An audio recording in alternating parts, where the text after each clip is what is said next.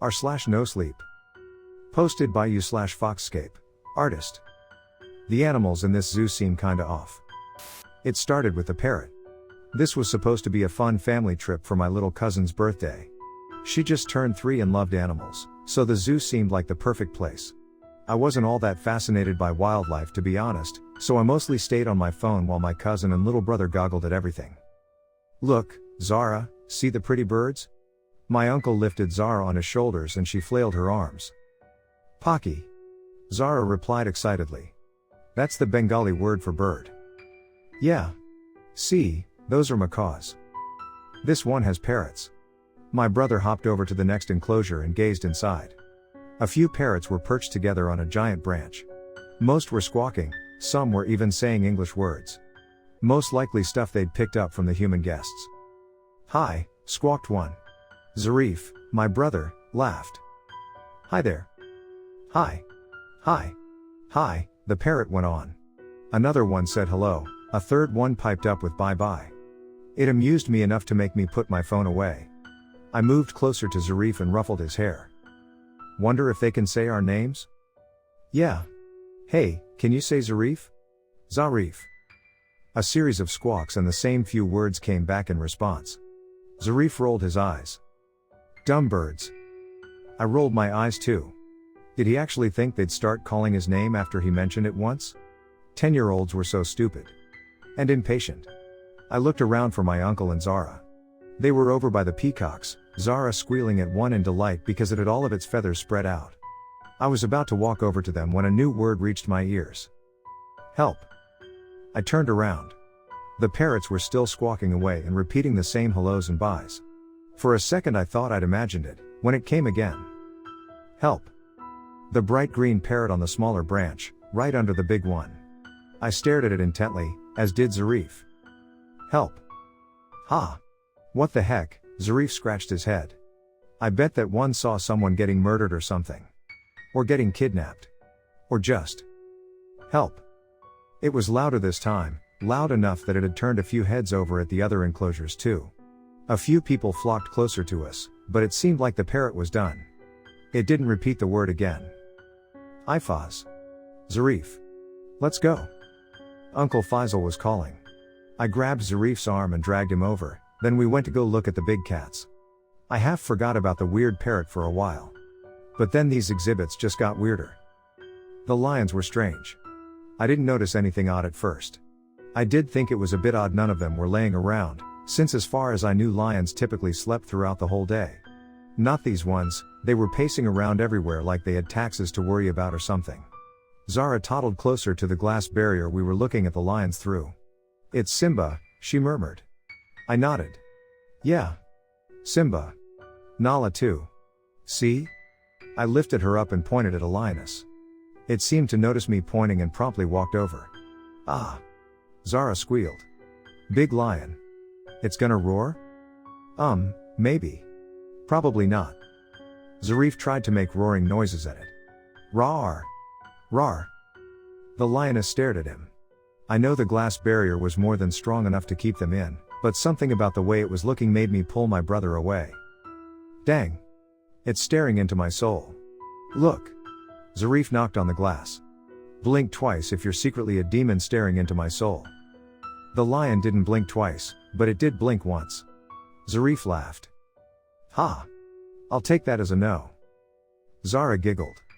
"Zarif talking to Nala. I want to talk to Nala." I moved her closer to the glass so she could say whatever she wanted. Zara giggled again. "Hi lion," she said brightly. "Wanna come and play with me?" The lion blinked. Twice. I didn't think anything of it initially, until Zarif popped up again. "Ooh. Blink twice if you want us to bust you out of there. So you can play with Zara." The lion blinked twice again. Zarif laughed and Zara squealed, but I was getting more and more uncomfortable. There was something odd about the way the lion was staring. Something in its eyes that didn't sit right with me. Sad, desperate-looking eyes. Like they were asking for help. "You kids, don't knock on the glass. It's not allowed." A security guard shooed us away, and we obediently trotted back to Uncle Faisal. I stole one last glance at the lioness. It was looking after us almost longingly. Monkey enclosure. They all appeared to be the most miserable monkeys I'd ever come across. Not a single one was racing around or swinging from the trees. All just sitting there, silently, either fiddling with their arms or staring back at the humans goggling at them. Giraffes. They were fairly normal except for the fact that one or two seemed totally lost. As in they kept bumping their long necks into stuff and seemed to have trouble eating properly from high up leaves. Like they weren't used to it. The reptile area was where Zarif had a field day. His favorite animals were snakes. But the knot in my stomach just got tighter after one snake kept banging its head against the top of its tank.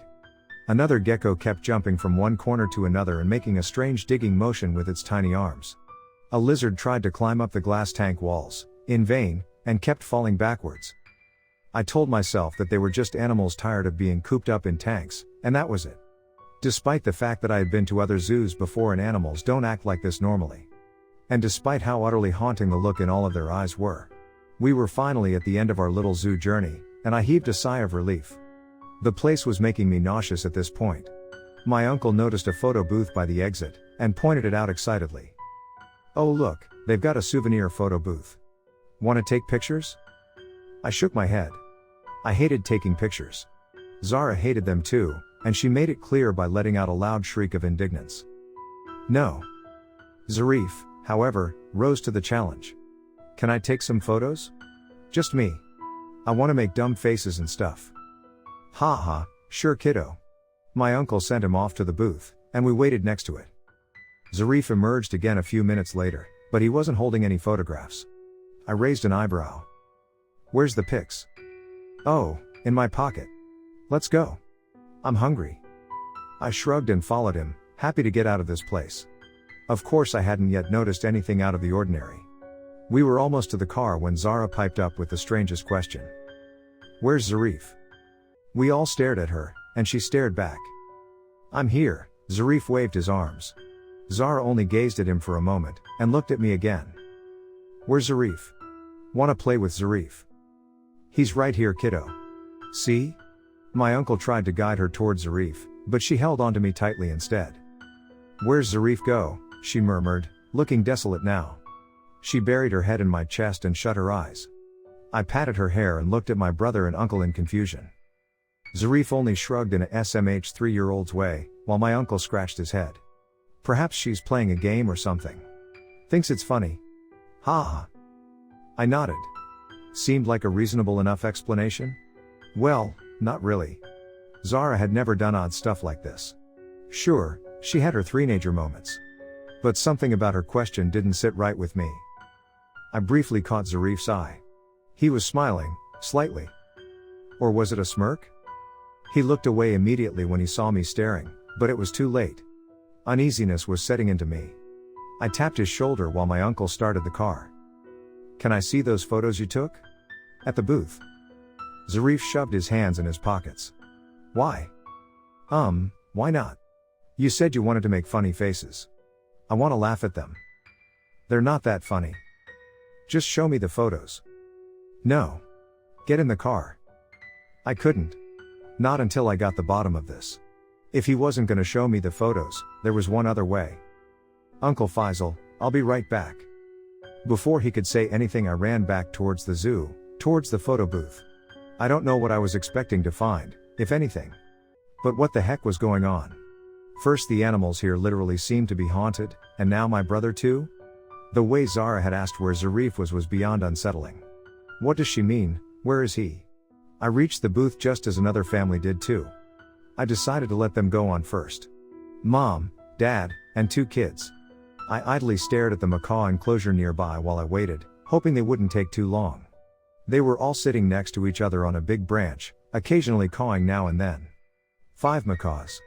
I thought it was cute how they were huddled up. I glanced at the booth.